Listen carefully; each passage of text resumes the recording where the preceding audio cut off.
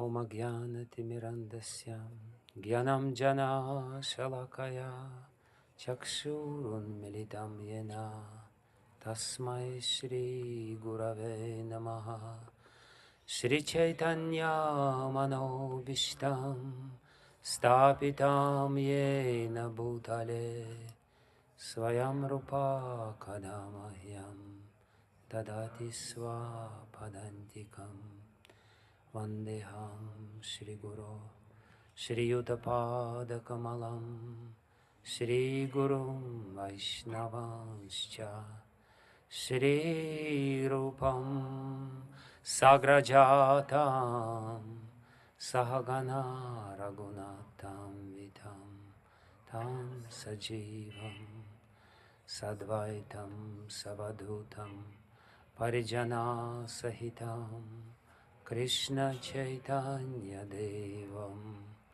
Shri Radha Krishna Padam Sahagana Lalita Shri Vishakha Vidamscha He Krishna Karuna Sindho Dinabandho Jagatpate Gopisha Gopika Kanta Radhakanta Namostute Tapta Kanchana Gaurangi Radhe Vrindavaneshwari Vrishabhanu Sute Devi Pranamami Hari Priye Vanchakalpatarubhyascha Kripa Sindhubhya Vacha Patitanam Pavanebhyo Vaishnavebhyo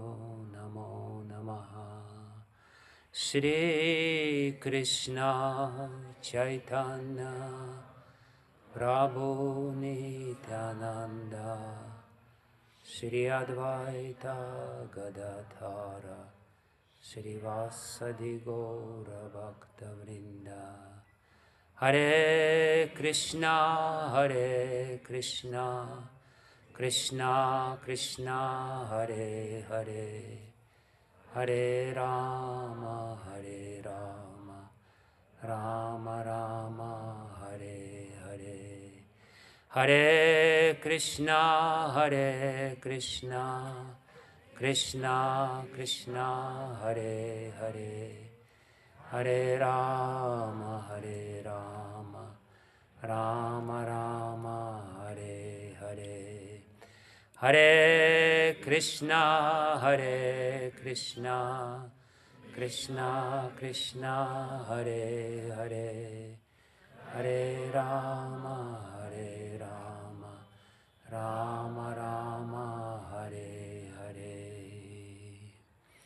Namo Vishnupadaya Krishna Prishtaya Bhutale Srimate Bhaktivedanta Swami Niti Namine Namaste Saraswati Deve Gauravani Pracharine Nirvishesha Shunyavadi Paschatyadeshatarine Yantah pravishya mama vachim imam prasuptam Sanjivaya takila shakti darak svadhamna Anyamscha hasta charana shravana tvagadim Pranannamo bhagavate purushaya tubhyam Svasyastu vishvasya kalach prasidatam Dayantu bhutani shivam mithodya Manascha padram vajatat tadokshaje Aveshyatam no madhirabhyahetuki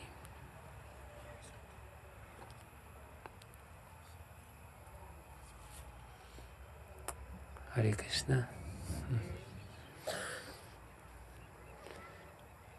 I'm very happy to see all those whom I can see and others whom I cannot see, but kind of assume that they're there.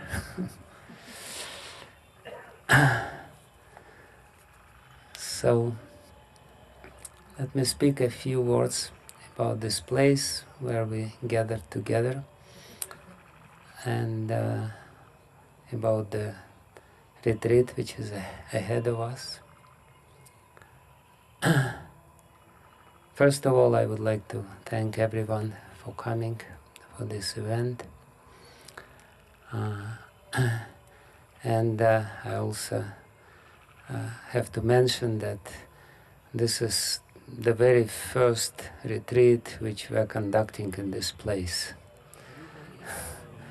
All the team who is trying to bring this retreat center to shape was working very hard to make this retreat happen, and inevitably there will be some shortcomings and problems. Just yesterday was a big fire here, and you can expect floods and other calamities. Please kindly forgive us for any shortcomings. We'll try to improve in the future, and just consider that this is the very first retreat in this place. So first of all, I wanted to speak a little bit about the idea of this place. What is it and what we're trying to achieve by building yet another retreat center. Just 1 year ago, a big retreat center in Govardhan was opened by Sachinand Maharaj and Burijan Prabhu. Why do we need another one? There is a different idea behind this place, and I'm happy to reveal this idea to all of you. This place is called Sri Rupa Seva Kunj, and the Sanskrit word Rupa, which we usually translate as form, also means beauty. And Sri Rupa indicates the divine beauty, the beauty of divine couple, or specifically the beauty of Sri, who is none other than Srimati Radharani. So the main meaning of this name, Sri Rupa Seva Kunj, is that this is the place where we are trying to serve the divine beauty, the beauty of divine couple, the beauty of Srimati Radharani, the beauty of Krishna, Sri Rupa Seva.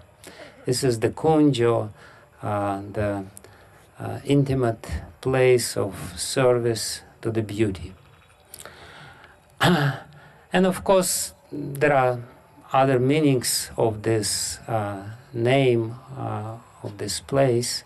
Sri Rupa Seva Kunj means this is the kunj where Sri Rupa Manjari is serving the divine couple, because she's the only one who can really serve who we are, who we think we are, to serve the divine beauty.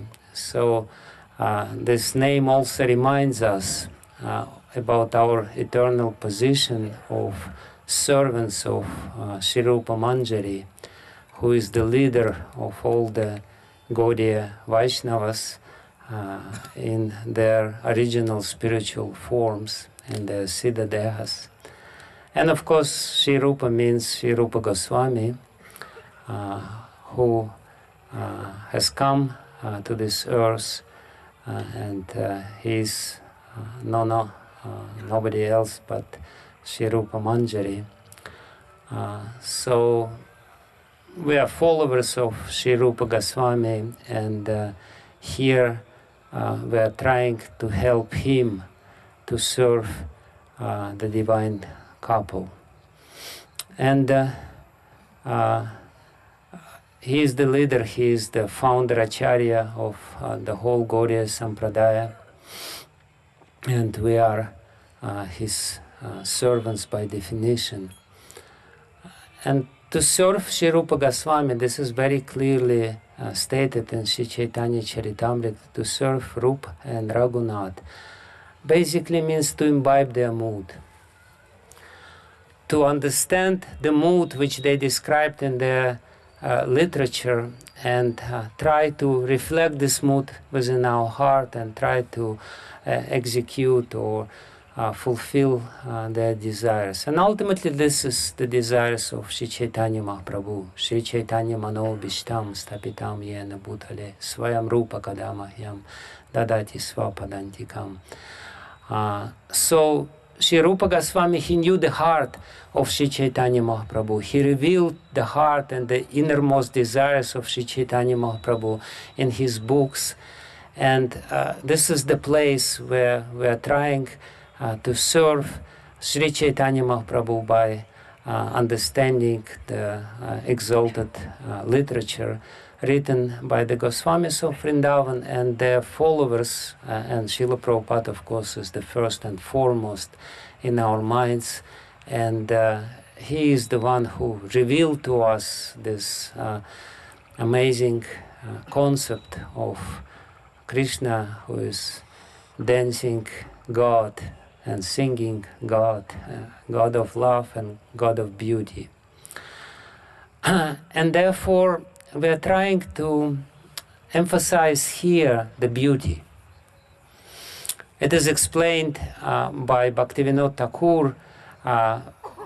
He was explaining the verse from Vishnu Purana, Aishvaryasya Samagrasya Viryasya Yashasah Shriyah Jnana Vairagya Yos Chaivada verse, the famous verse which gives, and not definition, but the description of the qualities of Bhagavan, the personality of Godhead. And he explains that there are six main opulences of Bhagavan. And Bhaktivinoda Thakur says that out of the six, Shri, or beauty, is the main one. It's the Angi, and the other five aspects of the personality of Godhead, like Aishwarya, Virya, Jnana, Vairagya, and Yasha, his glory, his opulence, his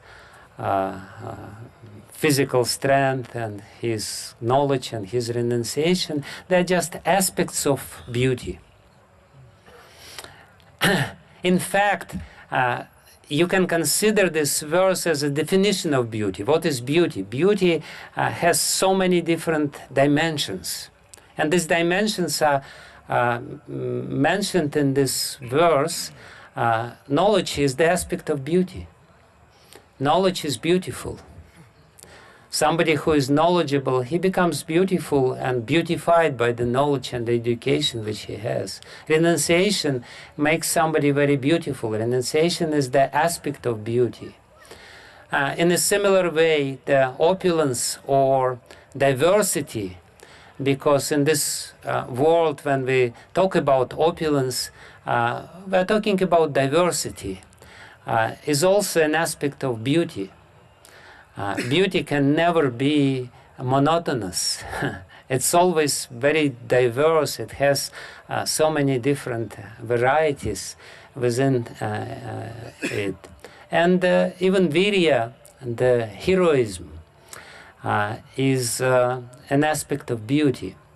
And of course, Yasha and the glory, the fame, is also an aspect of beauty. Somebody who is beautiful is famous.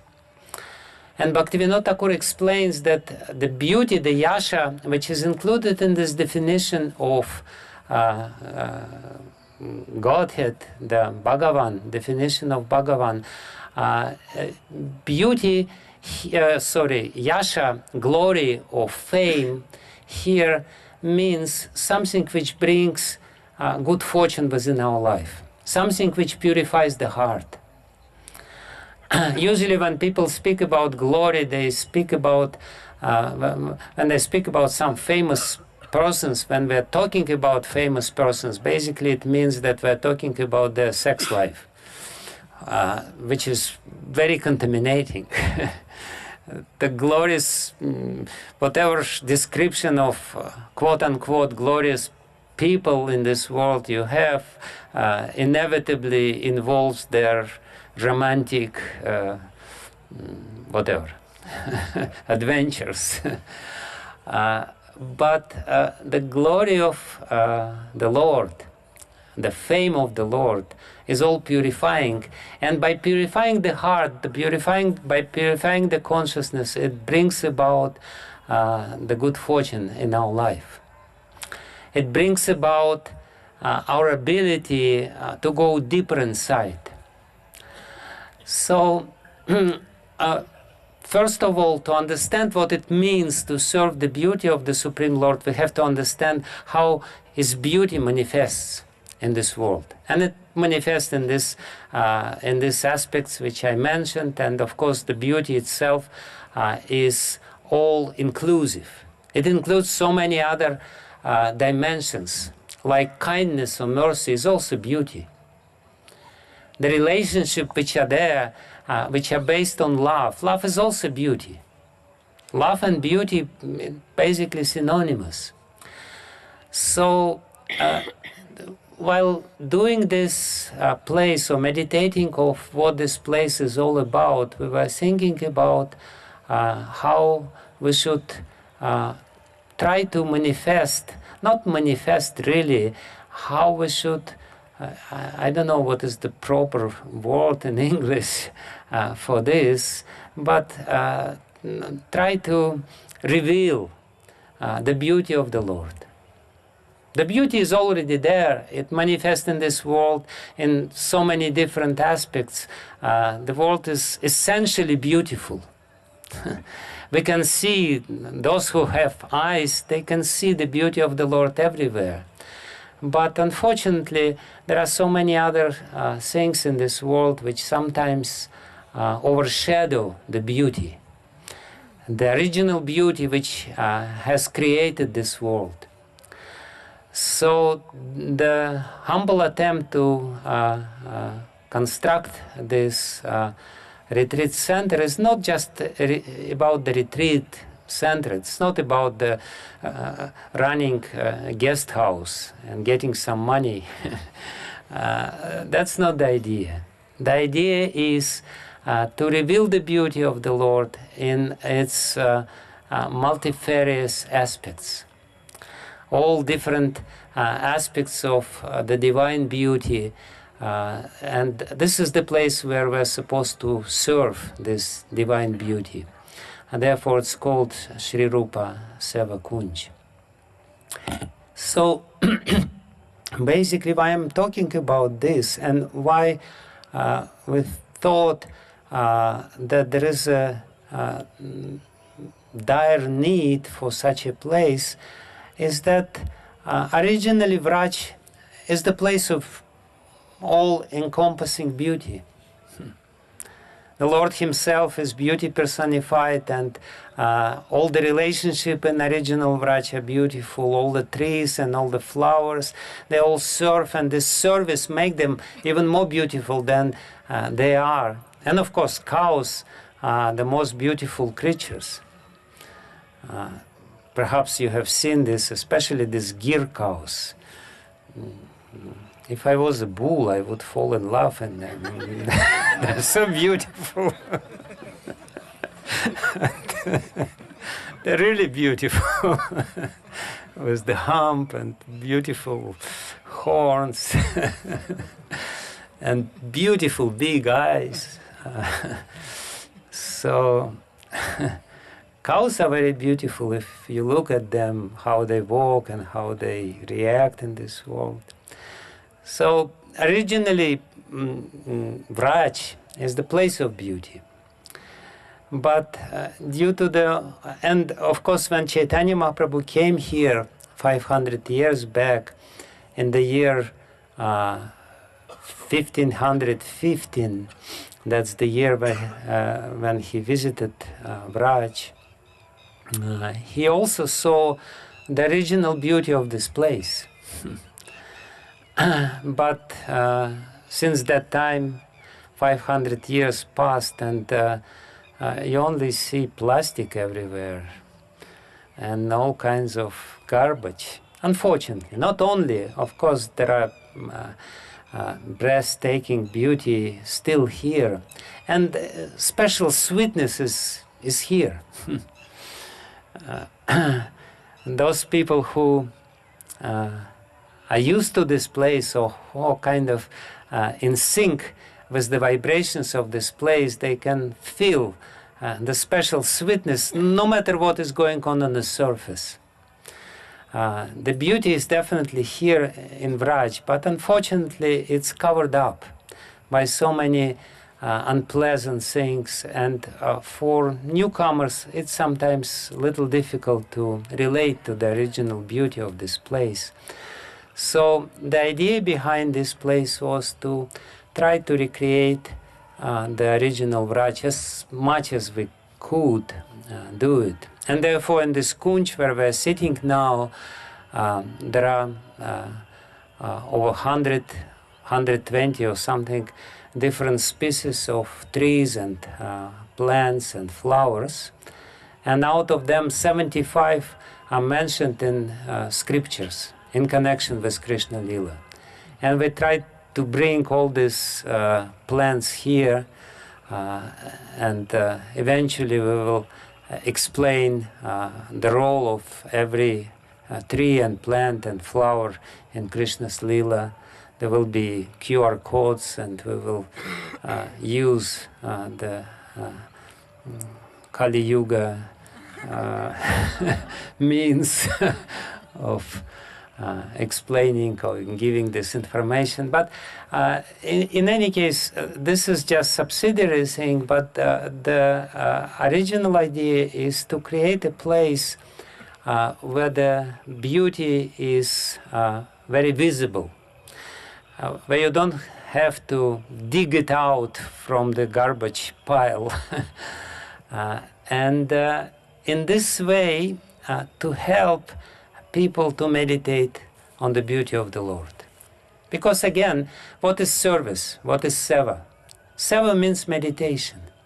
Service means meditation. That's the original meaning of the word meditation, dhyana. When something is very beautiful, you naturally meditate on this beauty.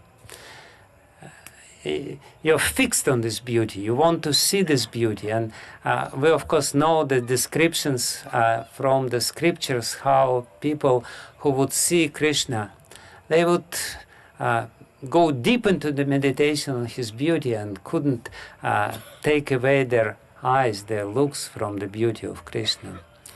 So, again, the idea here is to facilitate meditation. Different modes of material nature, they can either distract us from meditation, and what we see in Kali Yuga, it's mostly different manifestations of the modes of ignorance and passion. Especially in the big cities, if you go to the big city, you only see passion. And of course, nowadays, a lot of ignorance in these big cities. But when you go to the nature, then your mind is naturally calm. Sattva-guna enters into your mind, and Sattva-guna is the only mode of material nature, is the only guna which helps meditation, which helps us to go deeper. And you cannot enter Vrindavan without meditation. You cannot really understand what is Vrindavan or feel what is Vrindavan without going deeper and without calming out your mind. So the idea of this place is to facilitate this calming down of the mind, to make the mind completely peaceful, and by making mind completely peaceful, to help all the people who are coming here to meditate deeply on the divine beauty and hopefully come in direct contact with divine beauty, because this material world is nothing but reflection, a perverted reflection of the divine beauty of the Lord. So that's the idea of this place, and therefore the very first retreat, which you have, whatever you look at it, honor to be a part of, or misfortune to be a part of, depending on the amount of inconveniences which you will encounter. But it's not without reason that this first retreat in this place will be about meditation and how to enter Vrindavan. We will speak about the process of meditation, and our guide in this meditation on Krishna will be Akrura. Of course, the name of Akrura is quite terrifying for the inhabitants of Vrindavan. They don't like to hear this name. But at the same time, Akrura is a very special personality, and all the acharyas who write commentaries on the 10th canto of Srimad Bhagavatam, they stress that he is a great devotee, and we have to learn a lot from him. But the most important lesson which we should learn from him is how to meditate upon Krishna, to meet him at the end of journey. So this beautiful journey of Akrura to Vrindavan from Mathura is also a description of our own journey. We are coming from the foreign land, and the idea of this journey is ultimately to enter Vrindavan. And enter Vrindavan doesn't mean that you got your room in the guest house. Entering Vrindavan means meeting Krishna. Only then, if you meet Krishna face to face, you will be able to proudly say that I entered Vrindavan. Before you met Krishna, you didn't enter Vrindavan. You're just crawling on the surface of Vrindavan. There are so many bugs here, so no problem. They're also part of this Vrindavan, but ultimately, and that's the idea. And you can only meet with Krishna if you're focused, if you're concentrated, if your mind is very cool and peaceful.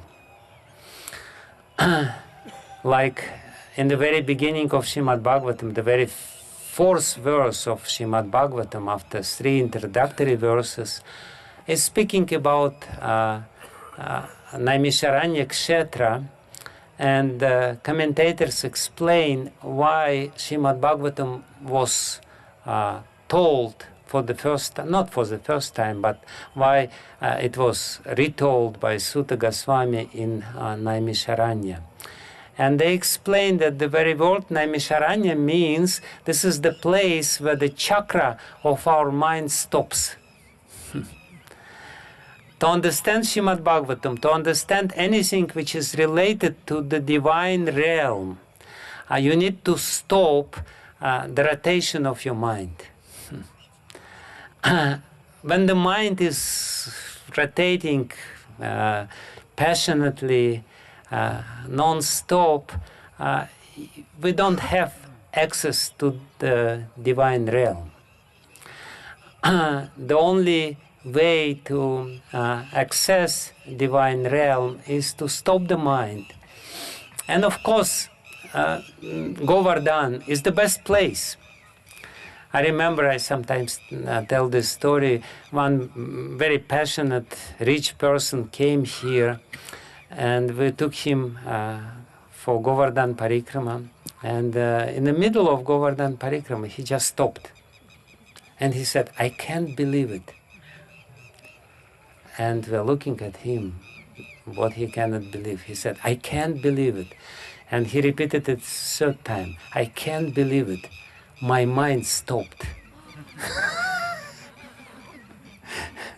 He said, I couldn't believe it. My mind is always rotating, but here he, in a very natural way, and it was so surprising to him, it was practically miraculous to him that he came for the second time here. As busy as he is with all his, millions of things to do, he came again here, and he said again, it happened again here. So this place in itself is very conducive for this.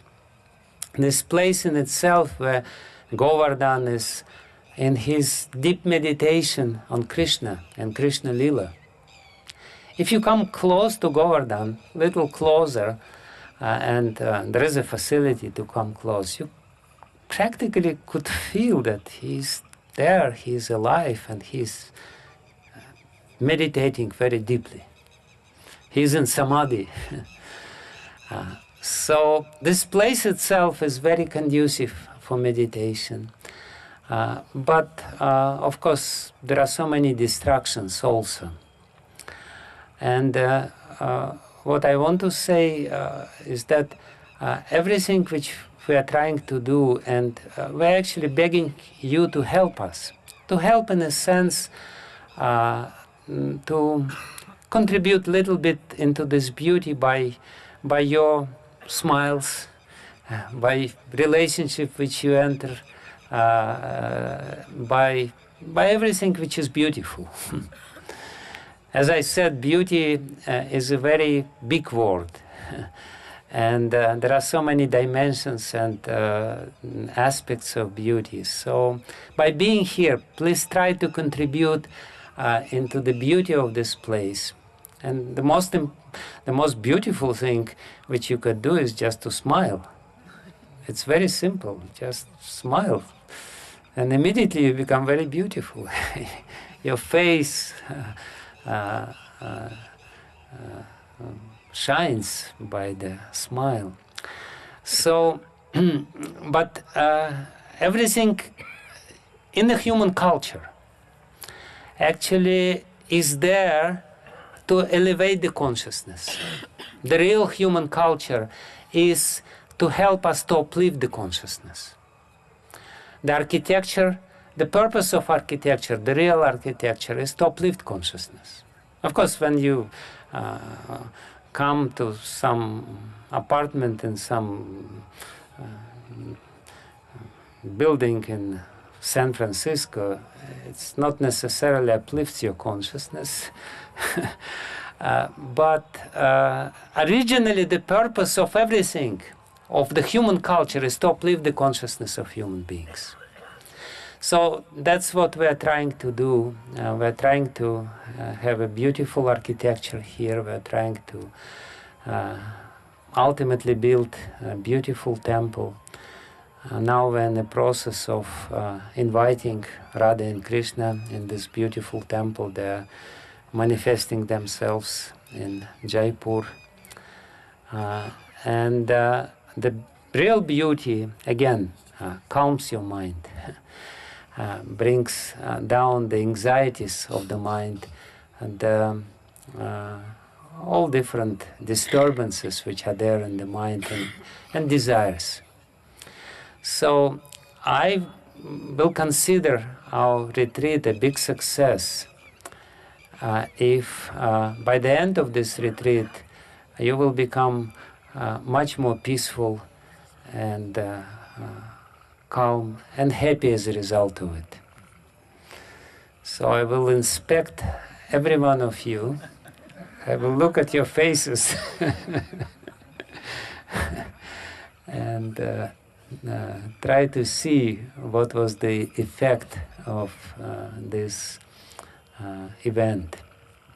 Let's hope that it will work. So that's basically a little introduction to this place and to the topic which I will speak on, and I'm sure Madhavananda Prabhu will help me in this regard by taking you to different beautiful spots in Braj and nearby places. And tomorrow the first lecture, the introductory lecture to this retreat, will be given by His Holiness Sachinanda Maharaj. He is writing his book for many years about meditation, 2 books about meditation. And he said to me a couple of days back when we spoke that I consider this book my final contribution. So he attributes a lot of importance to this book, and we were talking about this, how in our desire to please and to serve, we passionate people of Kali Yuga sometimes misunderstand that ultimately we have to calm down and go deeper and deeper and deeper to get the real spiritual experience. Without calming the mind, without bringing the mind into a sacred space, we will not be able to achieve the spiritual experience. Sometimes people are trying to do it by some imagination. And of course the mind is very fertile, and they think if I read the book and then I start imagining something and then I become some Kachori Manjari or something like this.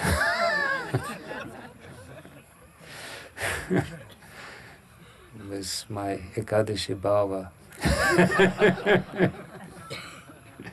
So, that's not the way. The way is to calm down the mind, to chant the holy name in a very humble and peaceful state of mind. Hare Krishna, Krishna Krishna, Hare Hare, Hare Ram, Ram Ram, Hare Hare. And remember the pastimes of Krishna. And Akrura will explain what we should do. This 38th chapter of the 10th canto of Srimad Bhagavatam is very glorious and very deep and has many, many lessons for all of us. So Sachinanda Maharaj will give the introductory lecture tomorrow, and from the day after tomorrow I will give a few lectures on this topic, and let's hope that the magic will happen. Thank you very much. Hare Krishna.